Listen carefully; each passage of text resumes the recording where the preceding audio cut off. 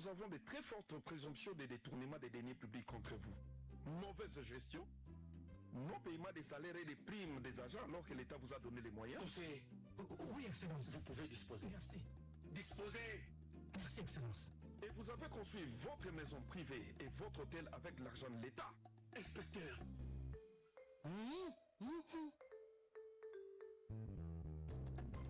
C'est la famille. On peut toujours arranger. Et je peux encore ajouter, madame. Vous aggravez votre cas, Excellence. Le rapport sera transmis au parquet. Madame, le linge sale, c'est lave en famille. Le parquet vous attend, monsieur. Inspecteur, Biliboulimbi Sakate. État des État droits. des droits. Eh mama, eh madi mama monwe. Le tribunal vous reconnaît coupable du détournement des deniers publics et vous condamne à 20 ans d'emprisonnement ferme sans possibilité de libération conditionnelle. Le tribunal ordonne la confiscation de tous vos biens et vous interdit l'exercice de tout mandat politique au public pendant 10 ans après l'apurement de votre peine. Avez-vous quelque chose à dire? Monsieur le juge, qu'est-ce que votre tribunal va faire de tous ceux qui m'ont poussé à voler? À chacun son tour. Le tribunal ordonne votre arrestation immédiate. Policiers, exécutés.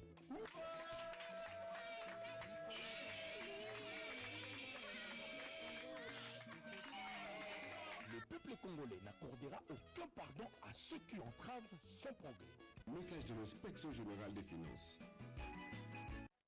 Tout part de là. Une idée, un rêve qui grandit. Le souhait d'un partenaire, d'un accompagnement sur mesure, d'un financement adapté. Pour que de l'intention naisse un projet. Chaque jour, BGFI Banque se mobilise et se transforme pour offrir à ses clients une relation durable. Notre principale ambition, c'est d'être votre partenaire pour l'avenir. BGFI Banque.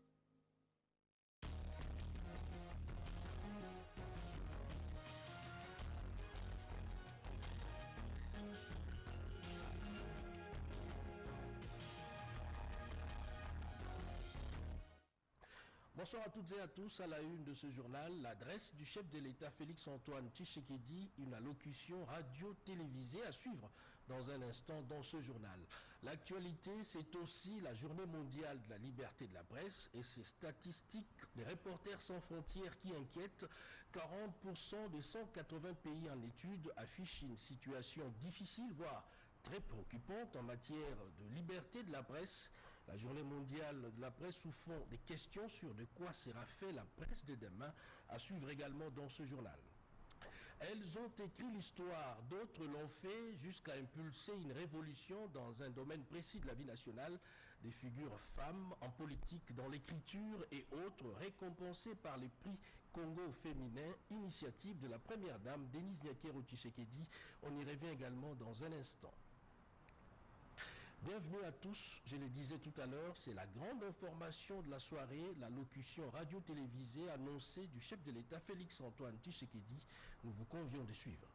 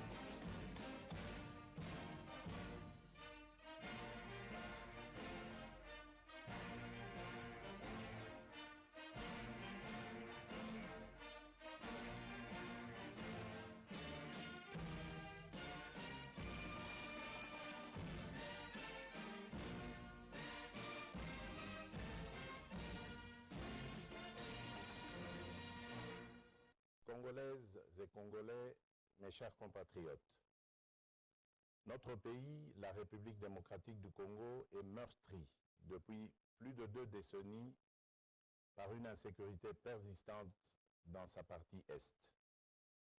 Les conséquences sur nos frères et sœurs de l'Est, mais aussi sur l'écosystème et l'image de notre pays sont incalculables. Devenu le point d'éclosion des mouvements rebelles et des groupes armés ainsi que le point d'entrée des forces négatives étrangères qui y sèment la désolation, la partie Est de notre cher et beau pays est aujourd'hui stigmatisée pour des pillages et des exactions dont sont victimes ces populations. Cette image écornée, dont la conséquence immédiate est la méfiance de l'opinion tant nationale qu'internationale, n'est pas de nature à favoriser le développement et le bien-être des populations congolaises. Ceci implique qu'aucun Congolais digne de ce nom ne devrait rester indifférent vis-à-vis de ce qui se passe depuis trop longtemps dans cette partie du territoire national. Mes chers compatriotes, au moment où je m'exprime face à vous, j'ai à l'esprit mes engagements solennels pris lors de la course à la magistrature suprême et que j'ai réitérés lors de mon investiture. L'un de ces engagements fermes était de déployer toute mon énergie et de faire tout ce qui est en mon pouvoir pour mener une lutte acharnée contre l'insécurité qui sévit à l'est du pays, jusqu'à l'éradication complète des forces négatives qui y ont élu domicile ou en ont fait leur base arrière.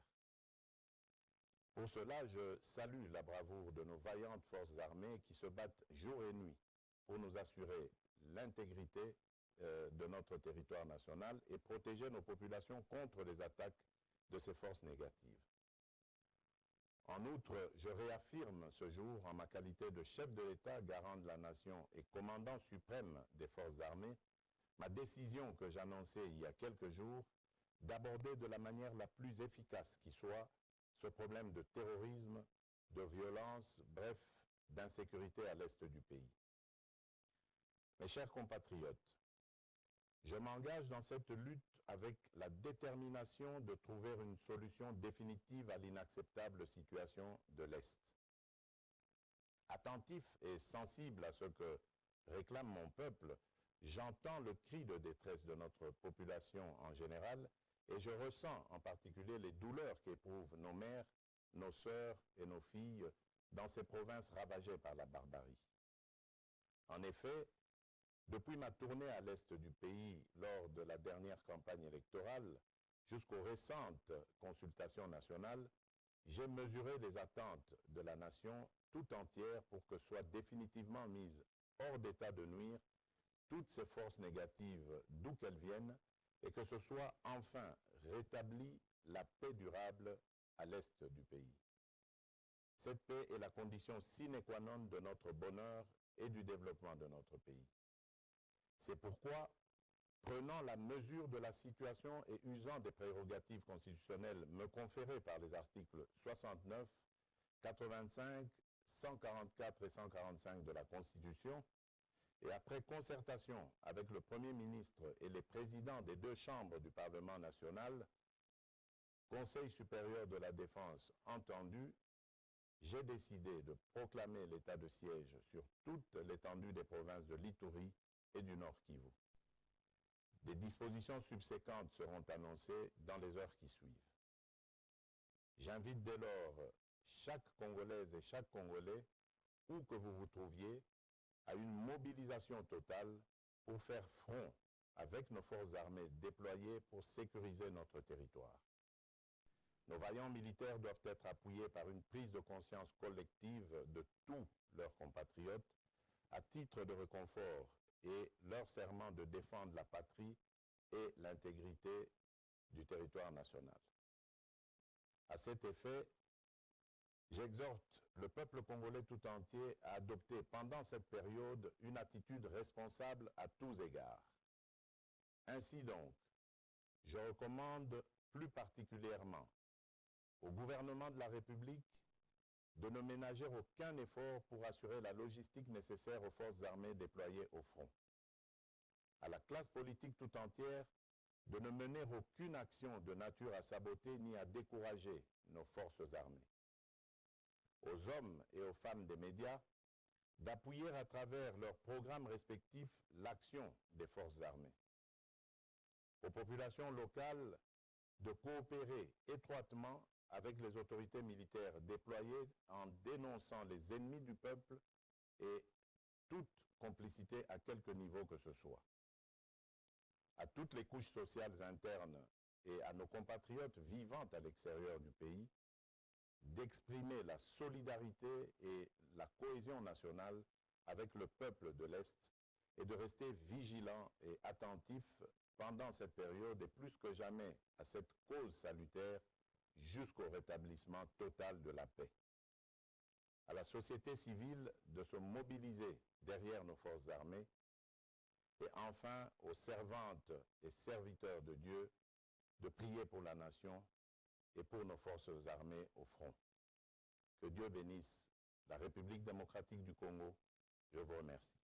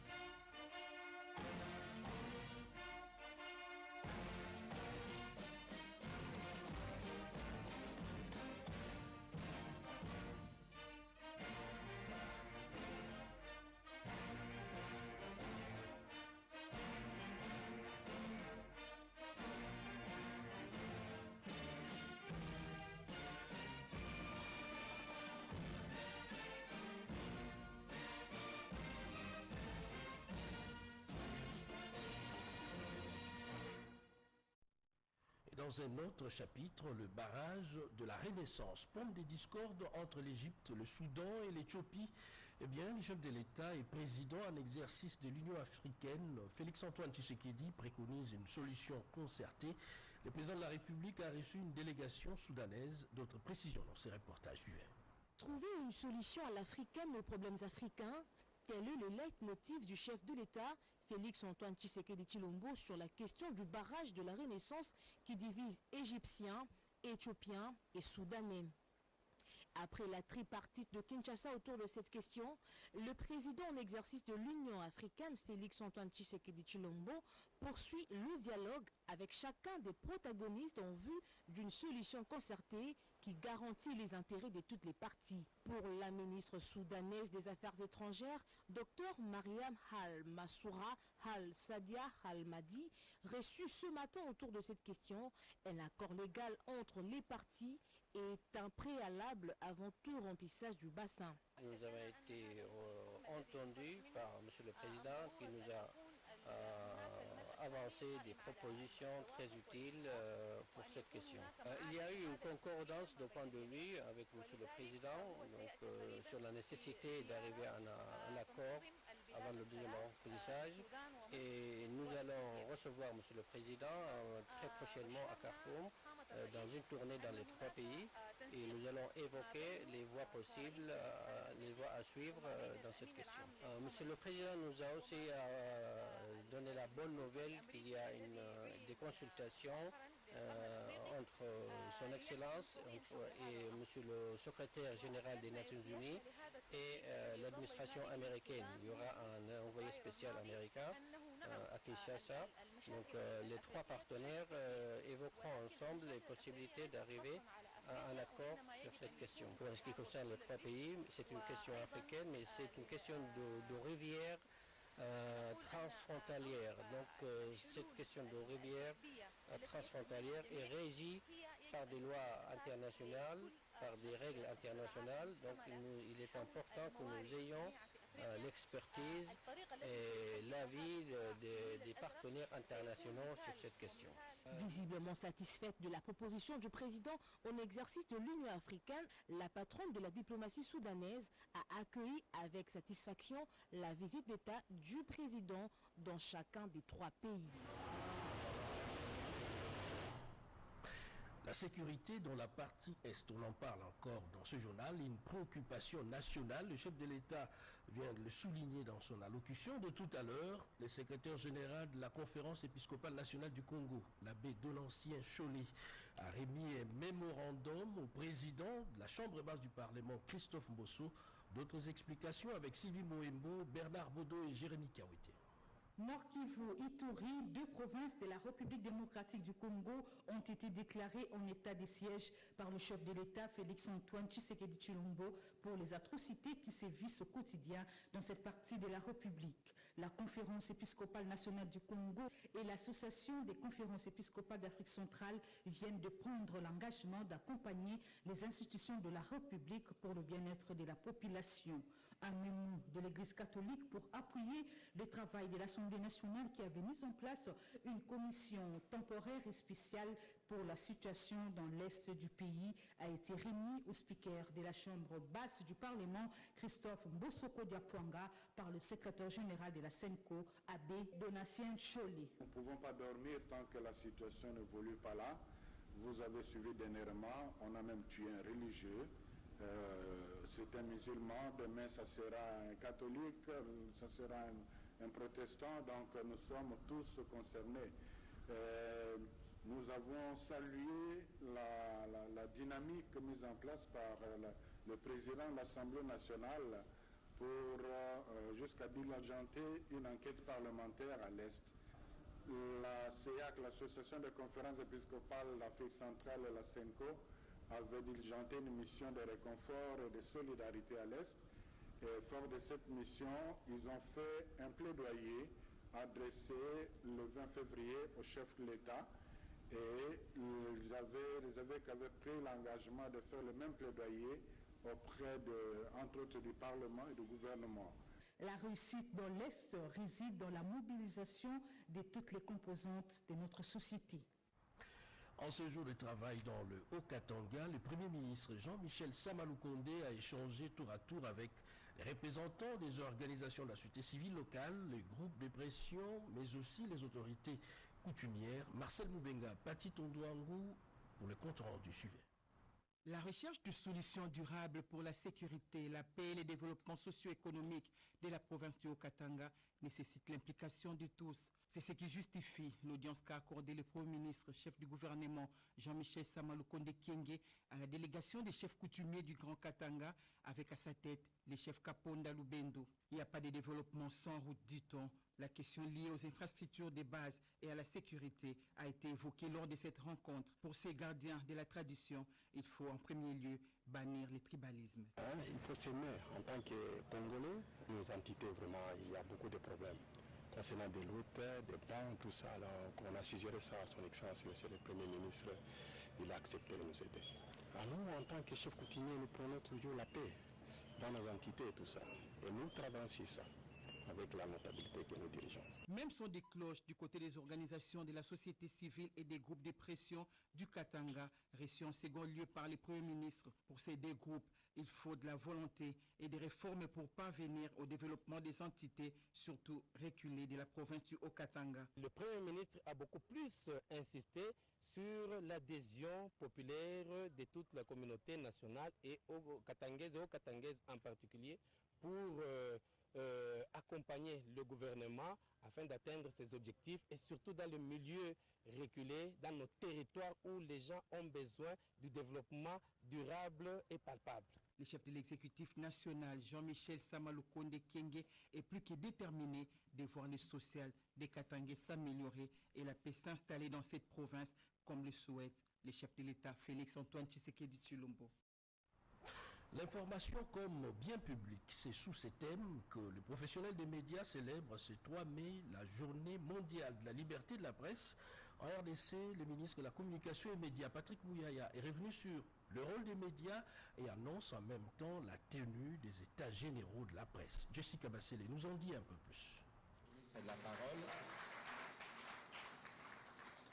Mais je suis surtout le ministre de l'écoute. Ce sont là le propos tenu par le ministre de la Communication et Médias, porte-parole du gouvernement, lors de son speech à l'occasion de la Journée internationale de la liberté de la presse, célébrée ce 3 mai sous le thème « L'information comme bien public ».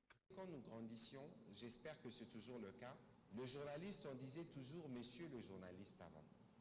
Ça veut dire que la société nous a toujours donné cette marque de respect parce que c'est grâce aux journalistes que l'on sait ce qui se passe autour de nous, que l'on sait ce qui se passe autour de la communauté. Patrick Mouyaya Katembwe, qui a exhorté les chevaliers de la plume au professionnalisme dans l'exercice de leur métier, mais aussi à dénoncer l'infiltration de moutons noirs dans la presse qui ternissent l'image de ces métiers nobles de médias. Certains qui sont à la base de certains dérapages n'ont pas été formés pour exercer le métier qui est le nôtre. Au sujet de la dépénalisation des délits de presse, le ministre de la Communication et Médias a annoncé qui suit. La dépénalisation des délits de presse est un objectif commun.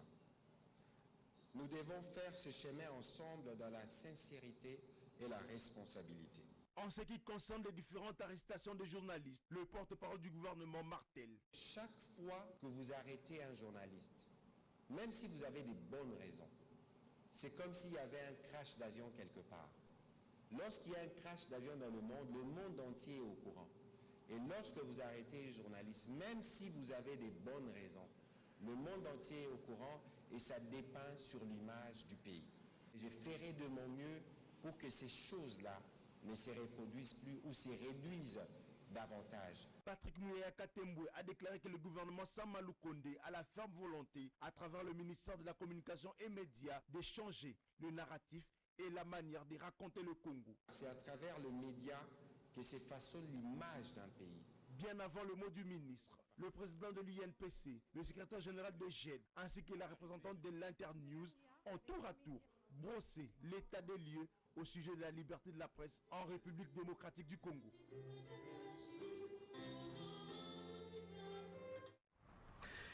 2 mois d'arrêt de travail à la fonction publique et une reprise sous fond des dialogues, eh bien, le vice-premier ministre, ministre de la fonction publique, Jean-Pierre Liaou, imprime une nouvelle méthode, une nouvelle approche dans les dialogues sociaux avec les agents de carrière de l'État. La grève a été levée et tout est rentré dans l'ordre au sein de l'administration publique. Images et commentaires. Ils ont observé 2 mois d'arrêt de travail, entraînant ainsi un impact visible dans le fonctionnement de l'administration publique. Cadres et agents de l'administration publique ont regagné leur bureau, mettant ainsi fin à un mouvement de grève qui n'a que trop duré. Une levée de grève qui intervient après un échange fructueux entre le vice-premier ministre et ministre de la fonction publique, Jean-Pierre Liaou, et ses agents et cadres de la fonction publique. Jean-Pierre Liaou a reçu comme mission matérialiser l'action du chef de l'État, Félix-Antoine Tshisekedi, dans ces domaines, une nouvelle approche pour résoudre graduellement, avec promptitude, les problèmes à la base de la grogne sociale. Ce qui était important pour moi, c'était de venir vous entendre, pour savoir pourquoi vous êtes dehors, pourquoi vous grevez. Et j'ai obtenu les éléments que j'avais voulu obtenir. Pour atteindre cet objectif qui est l'amélioration des conditions sociales, les agents des carrières de l'État sont appelés à bannir les antivaleurs. Les personnels de l'administration publique saluent ainsi l'initiative du patron de la fonction publique d'instaurer les dialogues sociaux comme mode de gestion. Certaines ont immortalisé la pensée à travers les écrits, d'autres la chanson et d'autres encore dans la politique.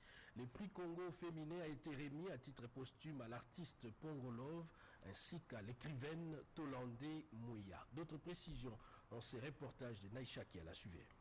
Son corps noir dégouline de rayons, ses mains agrippent le lambeau, souvenir du wax. Visage très peu connu du grand public congolais, Madame Elisabeth Tolonde Mouya s'est pourtant démarquée dans ce que l'art offre de plus beau, la poésie. Poète et auteur à succès, cette plume congolaise compte dans son actif plusieurs prix, notamment le premier prix de poésie Mobutu, dans les années 70. Après tant d'années de silence, elle revient au devant de la scène grâce à Congo Féminin, une initiative de la première dame qui honore les brillantes femmes de différents domaines. Cette visite de Denise Nyakirou Tshisekedi à son domicile est sans nul doute une renaissance pour cette passionnée des mots. Pendant près d'une heure, la poétesse a offert à son hôte un voyage dans l'univers des rimes, une évasion que la First Lady savoure avec admiration. Congo au féminin, c'est aussi et beaucoup plus sortir de l'anonymat, celles qui ont marqué par leur savoir-faire l'histoire du géant Congo. Mais une émotion incroyable parce que c'est la première fois vraiment que les femmes de l'aide sont honorées de cette manière-là. Que la première dame pense à honorer une femme de la pensée. En ce jour, c'est une émotion réelle et une gratitude immense.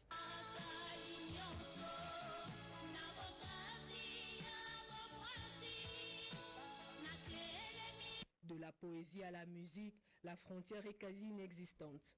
Congo féminin s'est invité chez Pongolando, affectueusement dit Pongolove, ce grand nom de la musique congolaise féminine qui, prestation après prestation, a forgé sa réputation et assumé son statut.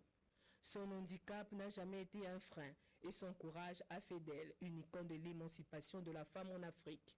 Denise Nyakirou Tshisekedi a d'une manière particulière rendu hommage à cette reine de la rumba. Sa musique demeure un bel héritage, aussi bien pour les siens que pour toute la nation congolaise. L'arbitrage, c'est en fait ce qu'il faut pour taire les différends, surtout quand il s'agit des cas de figure des hommes d'affaires. La ministre d'État en charge de la justice, Rose Mutombo, a lancé ce lundi les travaux de 2 sessions de formation à l'arbitrage. Betty Amanikunda. Au cœur des 2 sessions de formation à l'arbitrage, à l'initiative du Centre national d'arbitrage, des conciliations et des médiations Sénacom, dans un partenariat conclu avec l'ICR Facility, l'Union européenne, la Commission nationale OADA-RDC, la GIZ et la FEC, l'arbitrage. Un rôle indéniable dans le monde des affaires.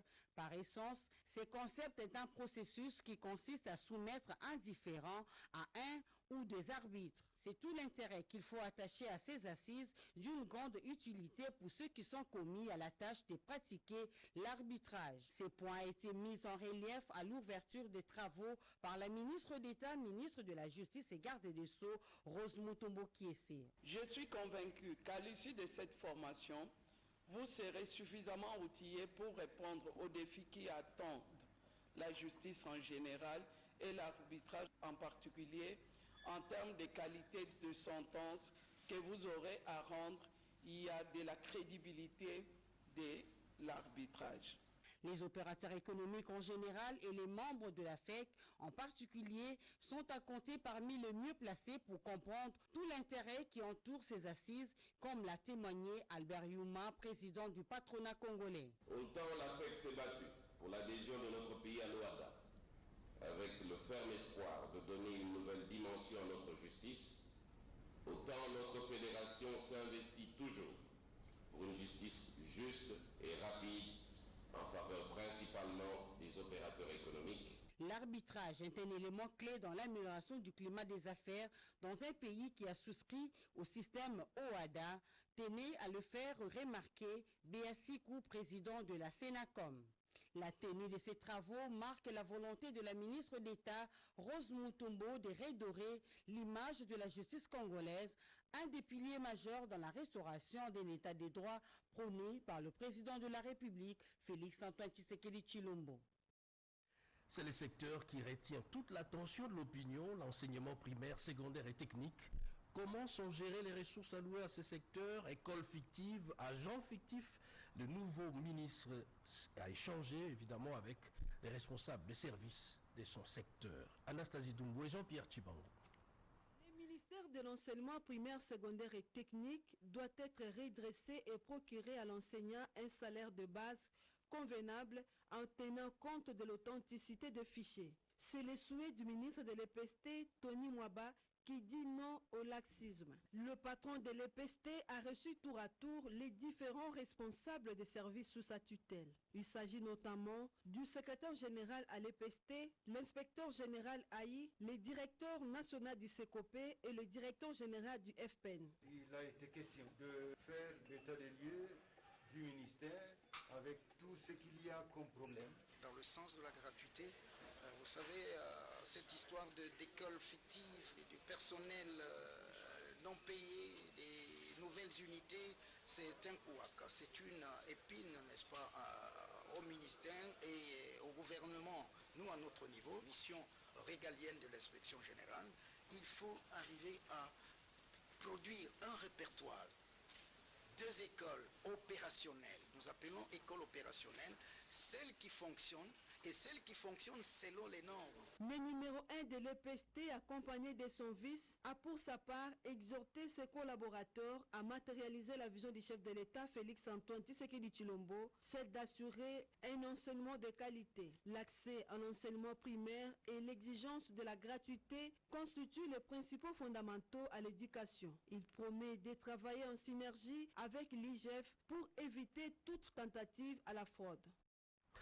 Et les secteurs de l'électricité et ses réformes, privatisation, libéralisation, des processus parfois complexes, un ouvrage vient enrichir les rayons de nos bibliothèques et qui parle justement de réforme du secteur de l'électricité en RDC.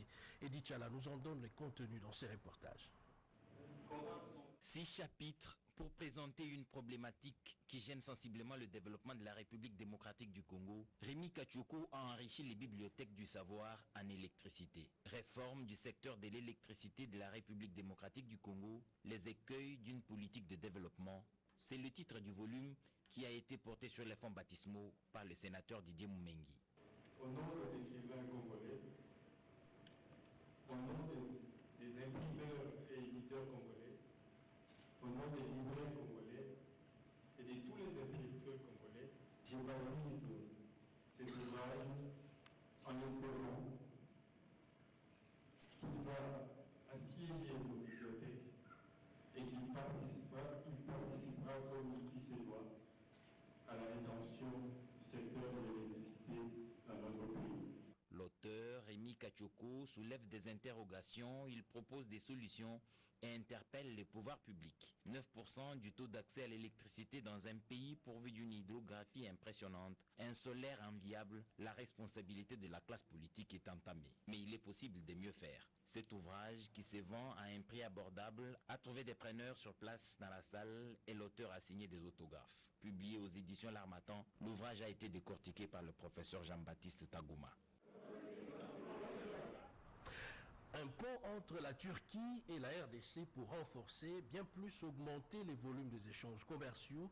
Une conférence est tenue dans la grande salle de conférences des affaires étrangères en prélude évidemment du Forum économique international pour l'Afrique prévu en Turquie. On en parle dans ses commentaires. Sur initiative du ministère des Affaires étrangères à travers sa direction des Congolais de l'étranger en partenariat avec RD Connection, la Chambre de commerce RDC France, la grande salle de conférence des affaires étrangères, a arboré pour un temps les couleurs du monde des affaires. En prévision du Forum international pour l'Afrique prévu à Istanbul en Turquie, ces assises se sont focalisées sur les opportunités qu'offre cette rencontre internationale en termes de débouchés commerciaux dans le cadre d'une coopération win-win, comme l'explique Madame le directeur général de RD Connection. C'est une conférence d'information parce que nous sommes en train de partir en Turquie, rencontrer d'autres entreprises.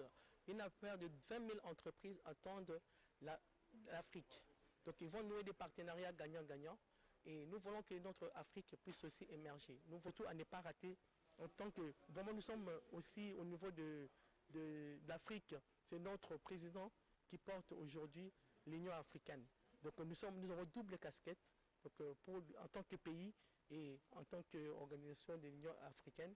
Et nous voulons briller partout où nous serons et amener surtout plusieurs entreprises congolaises à venir à cette manifestation. Ces grands rendez-vous économiques en terre turque aura comme thème les opportunités d'investissement et partenariat avec la Turquie. Le président de la République l'a dit dans son allocution tout à l'heure, une série d'ordonnances à présenter au public a été signée par lui-même. On va le découvrir tout à l'heure avec les porte-paroles du chef de l'État, Tarsis Kasongomo Mayamamba, qui est avec moi sur ces plateaux. Bonsoir, monsieur le porte-parole. Bonsoir, Cédric.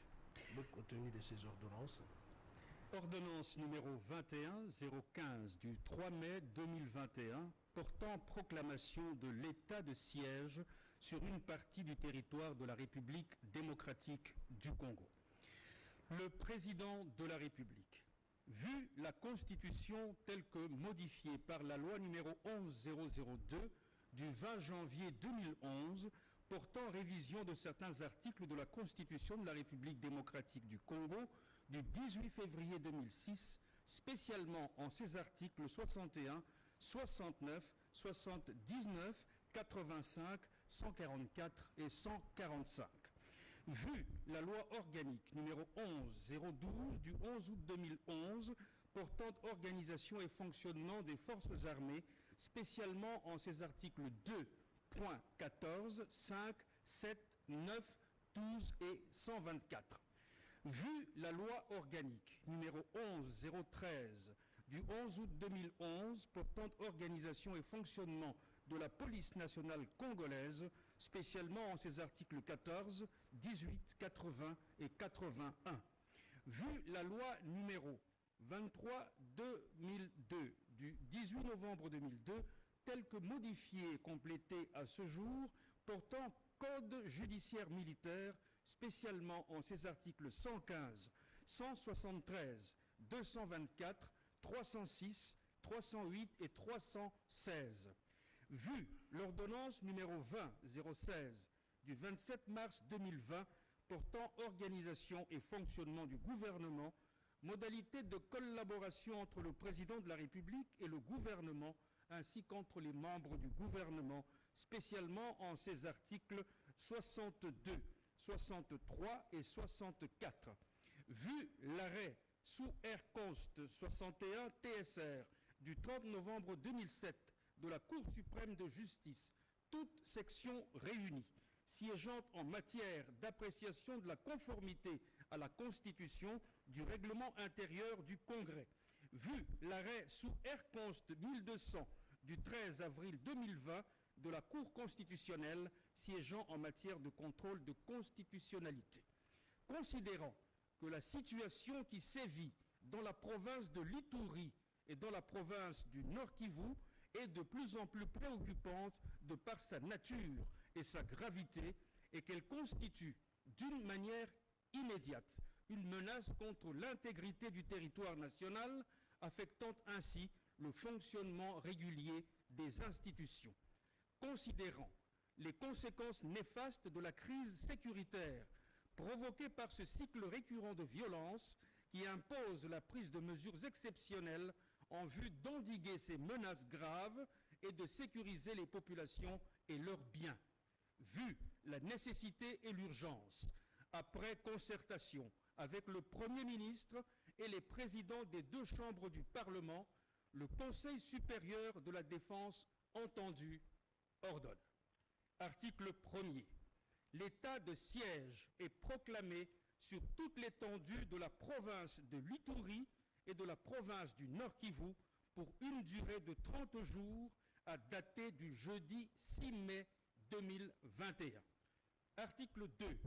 Pour faire face à la situation pendant l'état de siège, les autorités civiles des gouvernements provinciaux de l'Ituri et du Nord Kivu, celles des entités territoriales décentralisées et déconcentrées des dites provinces, seront remplacées par les officiers des forces armées de la République démocratique du Congo et ou de la police nationale congolaise désignée à cet effet. Article 3. L'action des juridictions civiles sera substituée par celle des juridictions militaires. Article 4. Pendant cette période, en aucun cas, il ne sera dérogé aux droits et principes fondamentaux ci-après. 1. Le droit à la vie. 2. L'interdiction de la torture et des peines ou traitements cruels, inhumains ou dégradants. 3. l'interdiction de l'esclavage et de la servitude. 4. Le principe de la légalité des infractions et des peines. 5. Les droits de la défense et le droit de recours. 6. L'interdiction de l'emprisonnement pour dette. 7. La liberté de pensée, de conscience et de religion. Pendant la période de l'état de siège, les immunités et autres privilèges de poursuite ne sont pas d'application. Article 5. Les mesures prises en application de la présente ordonnance cessent de produire leurs effets après l'expiration du délai prévu à l'article 1er ci-dessus, à moins que l'Assemblée nationale et le Sénat, saisis par le Président de la République sur décision du Conseil des ministres, n'en aient autorisé par prorogation pour des périodes successives de 15 jours. Article 6. Le vice-premier ministre, ministre de l'Intérieur, Sécurité, Décentralisation et Affaires coutumières, le ministre d'État, ministre de la Justice et garde des Sceaux, ainsi que le ministre de la Défense nationale et anciens combattants sont chargés, chacun en ce qui le concerne, de l'exécution de la présente ordonnance qui sort ses effets à la date de sa signature.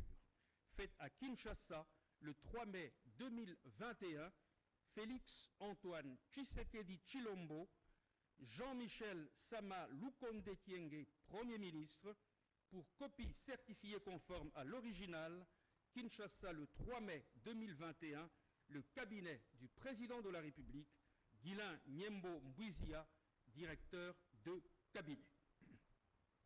Ordonnance numéro 21016 du 3 mai 2021 portant mesures d'application de l'état de siège sur une partie du territoire de la République démocratique du Congo. Le président de la République, vu la Constitution telle que modifiée par la loi numéro 11002 du 20 janvier 2011 portant révision de certains articles de la Constitution de la République démocratique du Congo du 18 février 2006, spécialement en ses articles 61, 69, 79, 85, 144 et 145.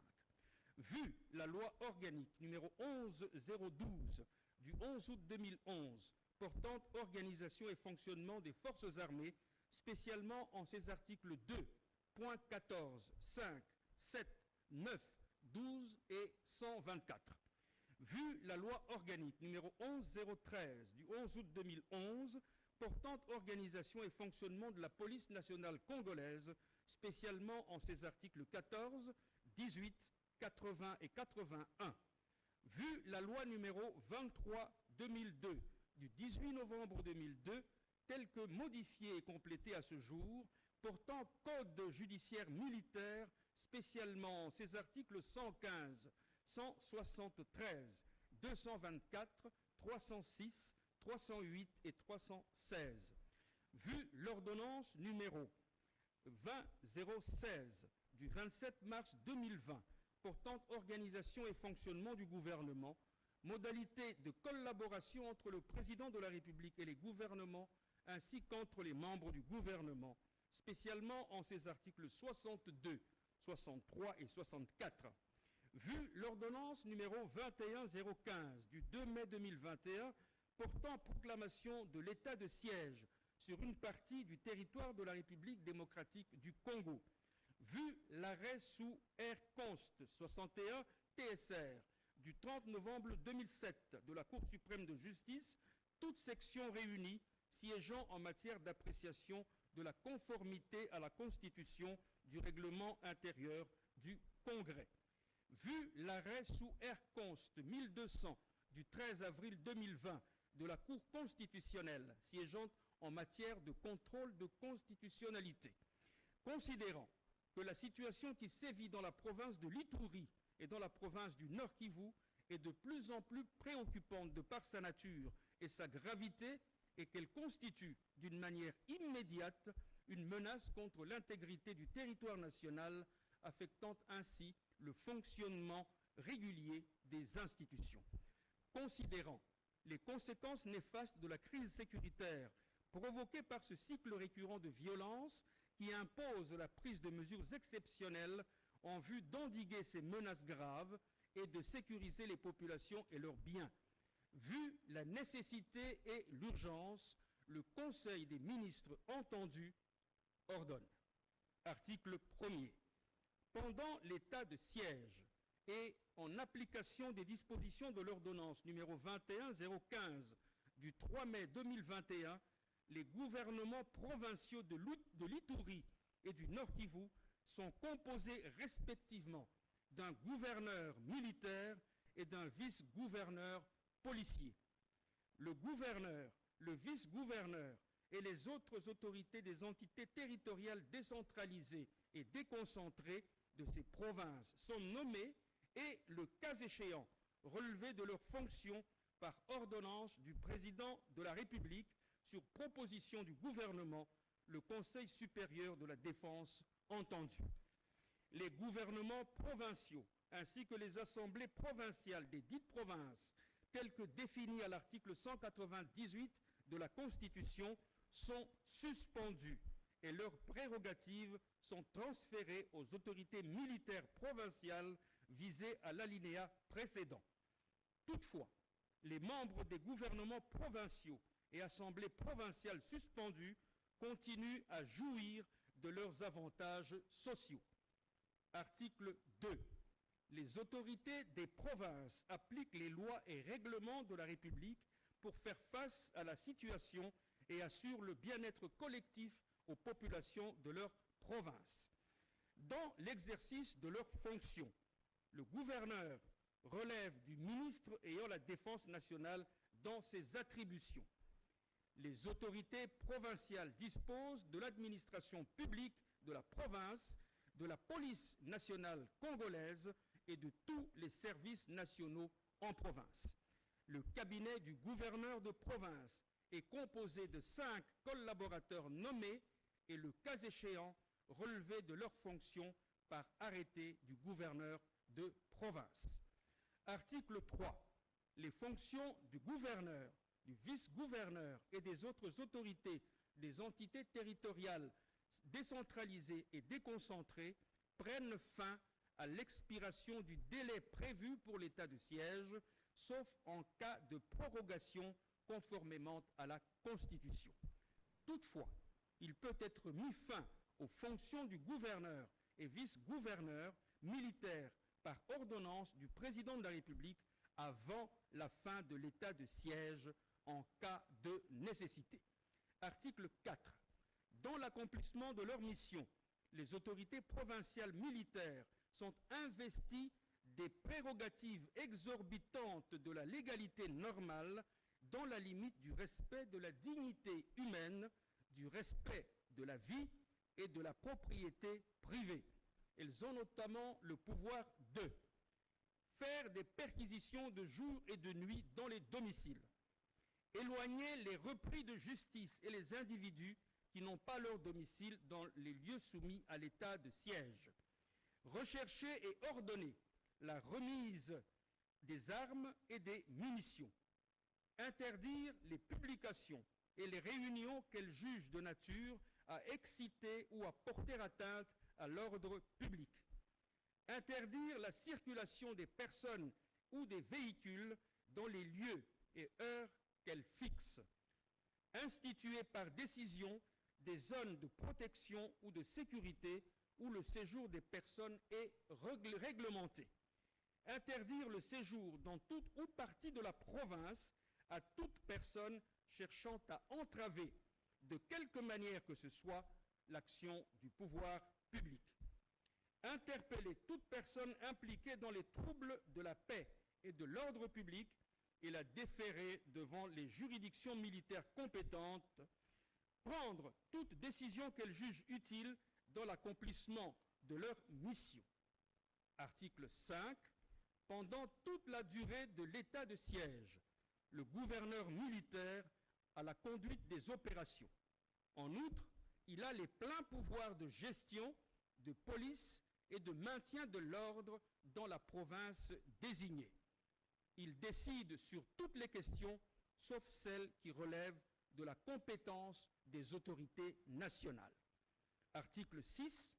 Pour toute la durée de l'état de siège, la compétence pénale des juridictions civiles est dévolue aux juridictions militaires. Article 7. La présente ordonnance sera soumise à la Cour constitutionnelle conformément à l'article 145 de la Constitution.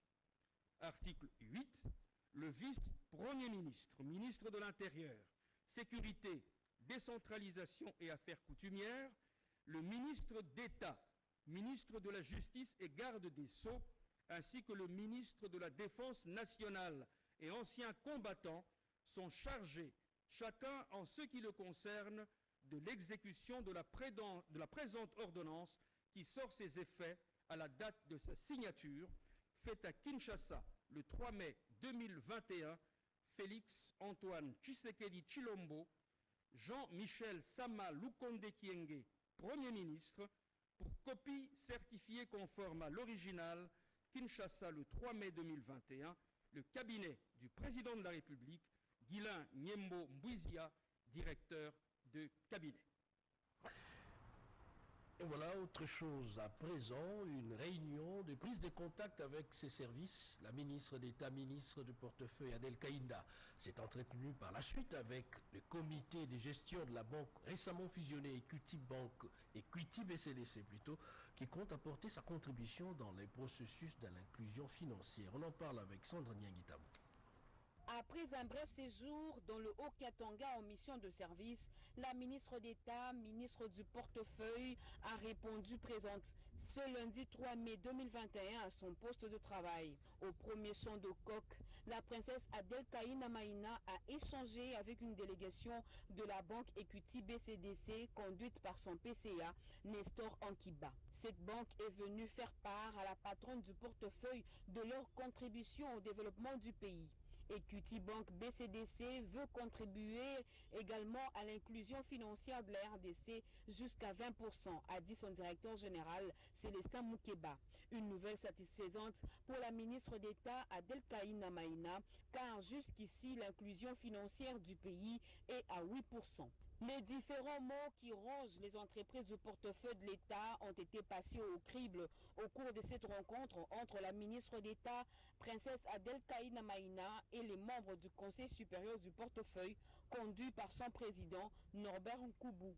Ce dernier a rassuré sa tutelle de son engagement pour que des solutions durables soient trouvées à la grande satisfaction de tous. L'évaluation de la réforme des entreprises du portefeuille depuis 2008 était aussi à l'ordre du jour au ministère du portefeuille. La ministre d'État Adel Kaïna Maïna en a échangé avec les membres des différents services centraux de l'administration.